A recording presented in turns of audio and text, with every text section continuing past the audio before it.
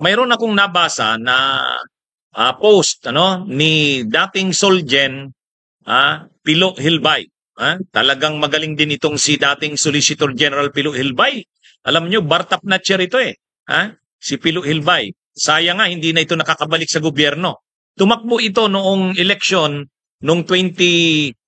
sa eleksyon noong 2019. Isa ito doon sa mga tumakbong senador sa ilalim ng line-up ng 8 Diretso, kaya lang hindi pinalad na manalo. Pero malaking sayang. Kasi alam nyo, si Pilo Hilbay, kasama siya doon sa mga nagdepensa ng panig ng Pilipinas sa arbitration. Yung Permanent Court of Arbitration sa The Hague na pinanalo natin laban sa China. Kaya magaling talaga itong si Pilo Hilbay eh. Kaya lang sayang hindi pa bumalik na sa gobyerno, So ang nabasa ko yung post ni dating Solicitor General Pilo Hilbay, maganda. Ang point ni Pilo Hilbay, yung desisyon ng Korte Suprema na sinulat ni Senior Associate Justice Marvic Leonin tungkol dito sa impeachment ni Sara na nag-declare nga dito na unconstitutional, kapag ito na ang magiging jurisprudence o magiging babaw na susundin na desisyon ng Korte Suprema, masisira ang design o disenyo ng konstitusyon. Bakit? Bakit masira? Mga kabunyog, mga kababayan, ang tungkol kasi sa impeachment, nasa Article 11 yan. Yan po, accountability of public officers. Kapag binasa natin ang article na yan, isang buong artikulo yan sa konstitusyon, nakadevote lang tungkol sa impeachment. Accountability of public officers. Ano ang sinasabi nating design ng konstitusyon? Ang nakalagay sa konstitusyon na design ng impeachment, unang-una, ano ba ang nakalagay sa konstitusyon na design ng impeachment? Ang una, na design ng konstitusyon na ang impeachment ay hahawakan ng Kongreso mula sa pag-initiate ng impeachment hanggang sa pag-trial. Kongreso yan. Mga kabunyog, mga kababayan. Yan ang nakalagay sa konstitusyon. Ang Korte Suprema, walang papel sa impeachment ang Korte Suprema. Ang design ng konstitusyon, ang pag-i-initiate ng impeachment at ang pagtatrial, pag-decide sa impeachment, walang iba, malinaw, walang iba kundi Kongreso. Walang iba. Bakit sinabi natin walang iba? Paano ba mag-i-initiate ng impeachment? Sino ang mag-i-initiate ng impeachment? Ang mag-i-initiate lamang ng impeachment ay ang House. Ang House of Representatives. Mga kabunyog, yan ang nakalagay sa Constitution. House of Representatives. Walang iba na pwedeng mag-initiate ng impeachment complaints. Ganyan po kalinaw. So, ibig sabihin, ang power ng impeachment exclusive sa Kongreso. Ang pag-initiate ay nasa House. Yan the House of Representatives shall have the exclusive, binold yung exclusive. Exclusive power to initiate all cases of impeachment. Pag sinabing exclusive, hindi siya pwedeng pakialaman. Hindi siya pwedeng pakialaman. Exclusive nga eh. Kasi pag exclusive ka, walang pakialam ang iba. Hindi ka pwedeng pakialaman. Exclusive eh. Diba? Ano yung ibig sabihin ng exclusive? Eksklusibo. Ngayon, yan po ang design ng konstitusyon. So, linilinaw natin, ang design ng konstitusyon, ang pagsunod natin sa konstitusyon, ang may exclusive power to initiate impeachment proceedings ay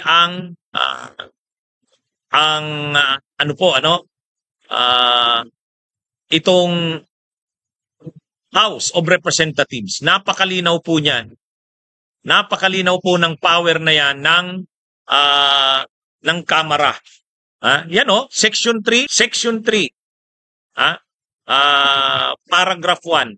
the House of Representatives shall have the exclusive power to initiate impeachment proceedings. Ganyan po kalinaw ang power po ng House. Ibig sabihin, walang makikialam na iba, exclusive pag-initiate. Ibig sabihin kung paano ang gagawin tungkol sa pag-file ng impeachment, yung procedure niyan, paano ginagawa ang impeachment, yung pag-file, yung pag-initiate, ay exclusive power po yan ng House. Ngayon, pagdating naman sa trial, ito naman ang tungkol sa trial. Basahin natin. Pagdating naman sa trial, napakalinaw naman, ang power naman ng trial ay nasa Senado. Yan. Kaya kung ang power sa pag-initiate ay nasa Kamara, nasa House, ang power naman sa pag-initiate ay nasa Senado. Walang iba na binigyan ng kapangyarihan sa trial. Kasi ang nakalagay sa Constitution, sole. Yan yung ginamit na termino.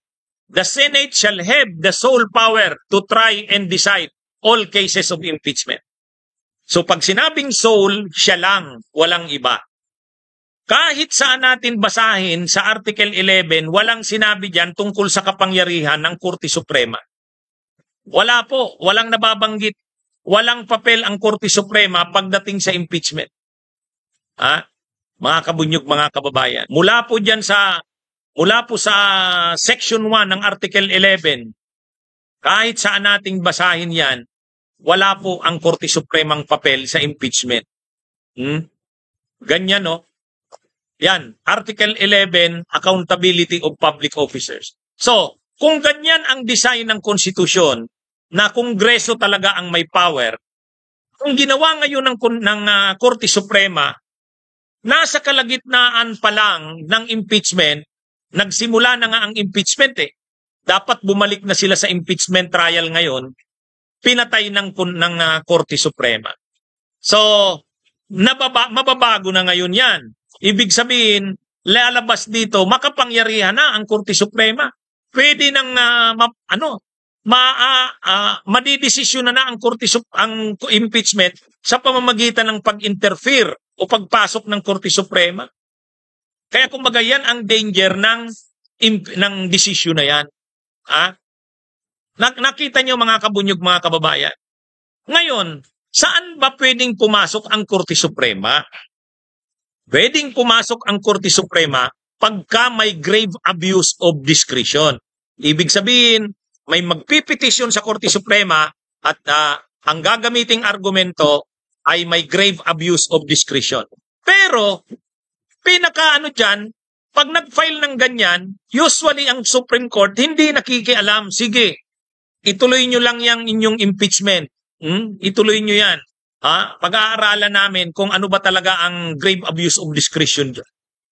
Dito kasi ang nangyari, nasa kainitan ng impeachment, nagsimula na, saka hindi pa nga natatapos, pinatay na ng Korte Suprema. So, ang nangyari, ang magiging jurisprudence dito, pwede palang patayin ng Korte Suprema ang impeachment kahit ongoing siya. Yan yung magiging dito, doctrine. Mabigat ito. Kaya, yun na nga, yung sinasabi ni dating Solgen Hilbay, mababago ang design ng Constitution. Kasi sa Constitution, binigay ang power na yan sa sa legislature. Bakit kasi, alam nyo, yung mga sumulat ng Constitution, sabi ni retired Associate Justice Adolph Ascona, pinagdebatihan naman talaga nila yan. Pinagdebatihan naman talaga nila nung sinulat nila ang Constitution, sino ba ang magiging impeachment court? Halimbawa, may i-impeach, presidente, vice-presidente, kanino isasampa ang impeachment? Pwede bang sa Korte Suprema? Pwede bang sa Korte Suprema? Mayroong nagsabi ng ganyan, na Korte Suprema daw ang maganda kasi magagaling ang nandun, mga justices yan, marurunong sa batas. Kaya lang, ang paliwanag naman ni Adolph Ascona, kasi isa siya sa sumulat, Wag nating ibigay sa Korte Suprema. Kasi ang Korte Suprema, Supreme Court natin yan. Ang impeachment ay political. Ang impeachment ay political. Kapag ang impeachment binigay natin sa Korte Suprema, mapupoliticize ang Korte Suprema. I-preserve natin ang Korte Suprema bilang judiciary lang. Kapag binigay natin ang power of impeachment sa Korte Suprema, mapupoliticize siya. Kaya hindi ibinigay sa Korte Suprema. So ang punto natin dito, ganyan yung design ng konstitusyon. Good afternoon, Jerry. Bumalik ka pala ng Sydney, Australia. Sayang, hindi man lang tayo nagkita nung pumunta ka ng Naga eh. Pero sige, balik ako, Jerry. So, ibig sabihin, ang design talaga ng konstitusyon, kung na ang Korte Suprema, hindi dapat siya ma-involve sa impeachment. Sa katunayan, hindi nga ibinigay ang power of impeachment sa Supreme Court. Korte Suprema na siya, pero hindi sa kanya ibinigay ang power of impeachment. Bagamat mayroong idea na dapat ang impeachment nasa Supreme Court. Ang pinakadahilan talaga noon, dapat ang Korte Suprema, judicial siya, huwag siyang lagyan ng politika. Pag binigay mo dyan ang power ng impeachment, mapupoliticize siya. Hindi na maganda yan sa Korte Suprema. Yun yung pinaka-reason. Ibig sabihin, ang design ng ating konstitusyon ay malinaw. Ang power of impeachment ay nasa Kongreso. Ang pag-initiate ay exclusive sa House. Ang pag-trial at pag-decide ay sole power ng Senate. Ang Korte Suprema, hindi. Ano lang ang magiging papel ng Korte Suprema? Kapag may grave abuse of discretion, yung power naman na yan ng grave abuse of discretion, judicial review yan, lahat naman ini-exercise siya ng Korte Suprema. Doon naman talaga, siya naman talaga ang linalapitan kapag mayroong grave abuse of discretion. Dahil grave abuse of discretion yan, dapat talagang pag may grave abuse, ibig sabihin pag may grabe ng pang-aabuso. Pag wala pa naman, dapat hindi papasok ang Korte Suprema sa usapin na yan. Pag wala pa namang grave abuse of discretion. Kaya nga, mayroong mga legal experts ang nagsasabi, ang dapat sana dito, tinapos na lang muna ng Korte Suprema na madesisyonan yan ng Senado. Halimbawa, dinismiss ng Senado, tapos hindi kumbinsido ang House. Yung House pupunta sa Korte Suprema. So magdi-decide ngayon ang Korte Suprema. So ibig sabihin, ang Korte Suprema sana, hindi siya yung pumatay ng impeachment. Hinayaan dapat yan. Mas maganda pa, nagdesisyon yan ay ang Senado. At pagkatapos ng Senado, hindi kumbinsido ang House, ang tingin ng House ay may grave abuse of discretion ang Senado, lalapit ang House ngayon sa Korte Suprema. So ibig sabihin, ang Korte Suprema ay court of last resort. Siya ang highest court. Ay nangyari dito, hindi na siya last resort eh. Hindi pa naman ang impeachment, nasa kalagitnaan pa lang. Kaya yan po ang sinasabi ni Pilo Ilbay, kapag ito ang nangibabaw na doktrin ngayon, itong desisyon na to, masisira ang design ng Constitution regarding impeachment. Kasi sa Constitution, ang design nga ng impeachment ay Congress ang may exclusive power. Ang may kapangyarihan talaga pagdating sa impeachment ay Kongreso. Hindi dapat ang Supreme Court nag-i-interfere. Kung mapasok man ang Supreme Court kapag may grave abuse na of discretion. Dito hindi. Parang ang nangyari, napakamakapangyarihan na ng Supreme Court. Napakamakapangyarihan na dito ng Supreme Court. Hindi naman dapat eh. Kasi co-equal branch dapat ang judiciary ng legislature. Pero pagdating sa impeachment, ang makapangyarihan sa impeachment ay ang Kongreso. Hindi ang Korte Suprema. Ganun po sana. Yan yung sinasabi dito, yan ang sinasabi dito na ito kasi, totoo naman, ang Korte Suprema, Supreme Court. Kaya lang ang sinasabi natin, sana later na lang ang Supreme Court nag-intervene. Huwag muna ngayon na nasa kainitan pa. Kasi, kumbaga, ongoing ang impeachment eh. Yun na nga yan na rin yung opinion ni Atty. Chel Jokno. Dahil nagsimula na yung impeachment, dapat hinayaan na lang muna ng Korte Supremang magtuloy-tuloy hanggang matapos. Ngayon, kung may hindi kumbinsido sa ginawa ng Kamara at ng Senado, di saka na ngayon magdesisyon ang Supreme Court. Kaya ano to maraming magiging implications ito. Ang isa sa implication niyan, masisira ang design ng Constitution. Masisira ang design ng Constitution. Kasi sa Constitution dapat ang impeachment nasa Kongreso yan. Bakit Kongreso ang binigyan natin ng power? Unang-una kasi ayaw ngang mapolitika ang Supreme Court. Pangalawa, kasi ang mga justices kasi ng Supreme Court, impeachable officials din. Samantalang ang mga kongresista at senador, hindi.